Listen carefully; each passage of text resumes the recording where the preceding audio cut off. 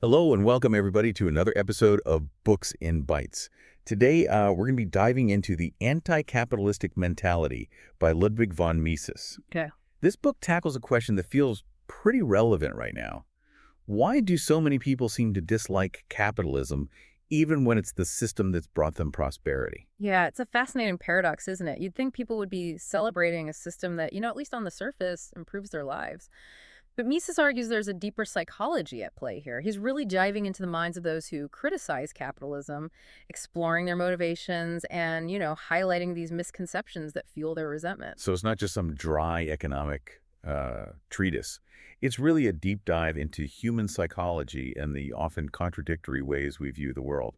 Yeah, precisely.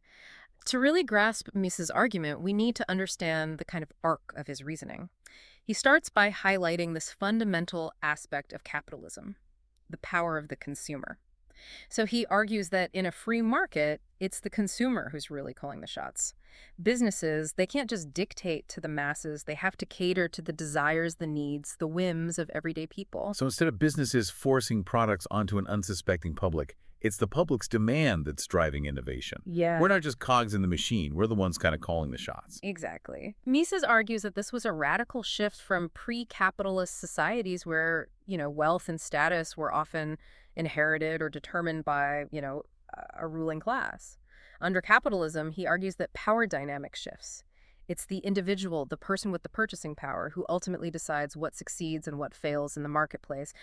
Think about the rise of something like, say, affordable automobiles. Right. That wasn't something that was forced upon people. It was businesses responding to this latent desire for greater mobility freedom. Okay, that's a great example. It makes you think about all the innovations that have emerged because businesses are trying to win over that average consumer, not just cater to the elite.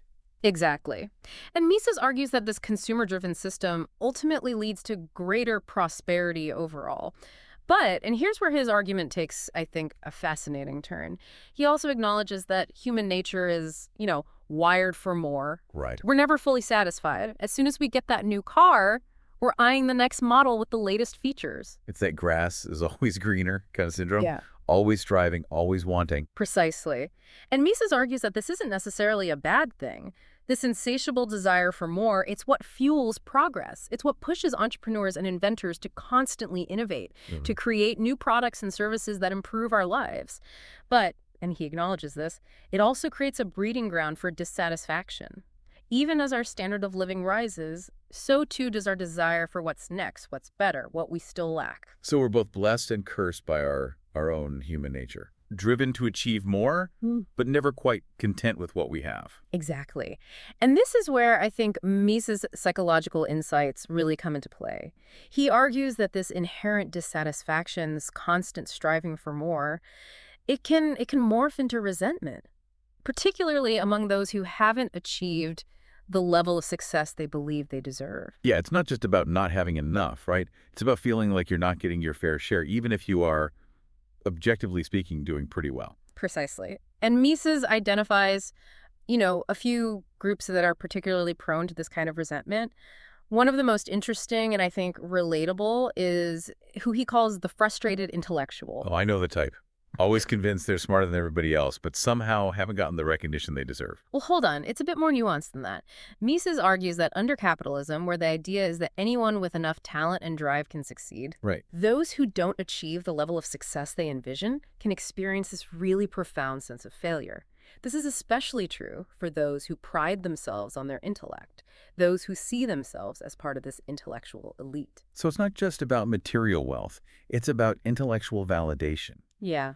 The feeling that your ideas, your insights, your intellectual contributions are not being recognized or rewarded by the system. Exactly. And what makes this even more potent, Mises argues, is that these intellectuals are often surrounded by peers in their field who are achieving the very success they crave. They're publishing those groundbreaking books, receiving those prestigious awards, garnering the recognition that eludes them. It's easy to see how this kind of environment can breed resentment, right? Imagine being surrounded by colleagues, people who are, in your mind, no more talented or deserving than you, and yet they're the ones achieving the recognition you crave. Yeah, it's like being stuck in the chorus while somebody else is getting the standing ovation for a solo you could sing in your sleep. Exactly. And Mises argues that, instead of taking a hard look in the mirror, some of these frustrated intellectuals, they direct that frustration outward. They start blaming the system for their perceived lack of success. So instead of working harder, improving their skills, or maybe even questioning their approach, they lash out at capitalism, claiming it rewards the wrong people. Precisely. They become, some of the loudest voices criticizing the very system that, in theory, gave them the opportunity to thrive. It's a classic case of sour grapes, as they say. It reminds me of what Mises wrote about, like detective novels. He suggests they appeal to those who fantasize about taking down these powerful, corrupt businessmen. It's almost like deep down, they want to see those successful people taken down a peg or two. That's a brilliant observation. And he sees this same impulse, reflected in other forms of literature as well, particularly what he calls social literature. These are the books, the plays that claim to expose the evils of capitalism. But he argues that while, well-intentioned, they often rely on these really unrealistic scenarios, things that wouldn't really hold up in the real world. Right, like those old-timey cartoons where the villain ties the damsel to the railroad tracks. Like, come on, that's so over the top. Exactly. He gives this example of businessman, right?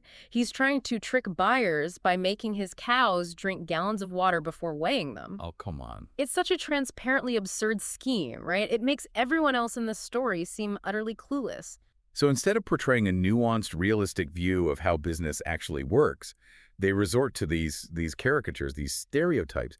And then it's no wonder that so many people end up with this kind of skewed understanding of capitalism. That's a great point. And this leads us to another, I think, crucial aspect of Mises' argument, his debunking of the so-called iron law of wages. Ah, yes. The idea that workers' wages are always going to be hovering just around the bare minimum needed for survival. Super depressing. And demonstrably false, according to Mises. He argues that this theory totally ignores, the basic principles of supply and demand. Awesome. So as an economy grows, as capital accumulates, businesses, they have to compete for a limited pool of skilled workers. And this competition, it inevitably drives wages up, not down. Right. It's like any other market. Scarcity is going to drive up value. So if you want to attract and keep the best workers, you have to offer competitive wages, benefits, the whole package. Exactly. And this ties into another very, very common misconception that Mises tackles head-on in this book, the idea that wealth is a fixed pie. Okay. He really pushes back against the zero-sum view. He points out that wealth isn't just sitting there waiting to be divided up. It's created by human ingenuity, risk-taking, investment, this constant pursuit of innovation. So it's not about slicing up the same pie more equitably. It's about baking a bigger pie so there's more to go around. That's a fantastic analogy. And this leads us to what I consider to be one of the most, I think, profound and enduring aspects of Mises' argument, the importance of liberty. Yeah, this is where he really gets fired up, doesn't he? Absolutely. Mises argues that true freedom, it's not just about having certain legal rights, it's about having choices. Specifically, having choices in the marketplace. The freedom to choose your own path, to start a business, to pursue your own definition of success, even if it means, risking failure. So it's about autonomy, self-determination, like really charting your own course, right? Exactly. And it's precisely this kind of freedom that Mises sees as under threat from socialism. He doesn't pull any punches when it comes to his critique of socialism, does he? He sees it as fundamentally incompatible with individual liberty and economic prosperity. He calls those who argue otherwise, quote, deluded. Wow. Strong words. He believes that socialism, by its very nature, concentrates power in the hands of the state. And as a result, it stifles innovation, individual initiative. He points to the historical record, arguing that socialist experiments, time and time again, they've led to tyranny and economic stagnation. So he sees that as an inevitable consequence of trying to, impose an artificial equality, like trying to control outcomes instead of fostering opportunity. Precisely. Mises argues that, attempting to engineer equality through state control ultimately leads to the suppression of individual freedom and a decline in overall prosperity. It's a sobering thought, but an essential one to really gravel with, especially right now, when we're seeing these debates about capitalism and socialism and the role of government playing out all around us. Absolutely. And that's what makes the Anti-Capitalistic Mentality such a vital and, frankly, such a relevant book, even decades after it was written. It forces us to confront these really uncomfortable truths about human nature, to acknowledge our own biases, to really scrutinize our assumptions about how the world works. It's so easy to just fall into that trap of thinking, oh, if only things were structured differently, then everything would be better. But, Mises challenges us to look beyond these utopian ideals and really grapple with the realities of human nature, right? The incentives that drive our behavior. He's not arguing that capitalism is perfect, though, right? Right. I mean, no system is without its flaws. Absolutely. And Mises acknowledges that, there will always be inequalities within a capitalist system. Some people will achieve greater success than others. But he argues that these inequalities are, to a large extent, a natural outcome of a system that rewards, innovation, hard work, the ability to effectively serve the needs of others. So instead of focusing on kind of tearing down those who are successful, we should be focusing on how to create an environment where everybody has the opportunity to succeed. Precisely. And he really emphasizes this element of opportunity, right? This is what distinguishes capitalism from systems that rely on these rigid hierarchies, inherited wealth, government dictates to decide, who gets what. Right, but let's be real for a second. This whole anyone can be a millionaire if they just work hard enough narrative. It's a little bit of a fairy tale, isn't it? I mean, there are systemic barriers, disadvantages that people face that make it much harder for them to climb that ladder no matter how hard they work.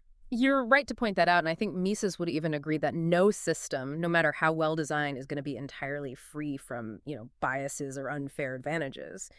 But his point is that compared to the systems that have dominated most of human history, capitalism, with its emphasis on individual initiative and a dynamic marketplace, it offers the greatest potential for social mobility. So it's not about guaranteeing equal outcomes for everyone. It's about at least striving for equal opportunities. Precisely. And even then, Mises acknowledges that those opportunities won't always be perfectly equal, but he argues that the very nature of a free market, with its constant churn, this rise and fall of businesses based on consumer demand, it creates this dynamism that allows for opportunities to shift and evolve. Well, even if you're not born into privilege, there's at least a chance, a possibility that you can kind of work your way up, defy the odds, and achieve a level of success that would have been unimaginable in previous eras. Exactly. And it's that element of possibility, that glimmer of hope, that Mises argues is so vital to human progress. Yeah, it's a lot to unpack. And what I really appreciate about the anti-capitalistic mentality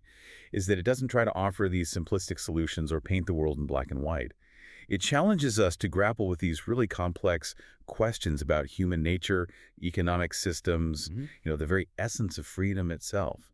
Absolutely. It's not a book that gives you all the answers. It's a book that makes you start asking better questions. Right. And that's what makes it so relevant, I think, even today. It's not just a defense of capitalism. It's really a meditation on the human condition within a world that's shaped by economic forces. It's a reminder that we're all influenced by our own experiences, our own biases, our own hopes and frustrations. And those internal forces really shape how we view the world, often even more so than what's actually happening around us. Precisely. And recognizing those internal forces, understanding the psychology behind our beliefs, it's essential if we really want to have these thoughtful, productive conversations about the systems we live in and how they can be improved. Well said.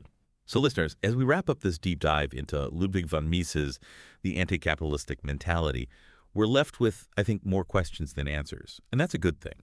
What resonated most with you? Have your views on capitalism shifted at all? How do you reconcile this idea that our own psychology, our own insecurities, our own ambitions might be fueling some of this anti-capitalist sentiment we see in the world today? Join the conversation on social media. Let's keep this discussion going.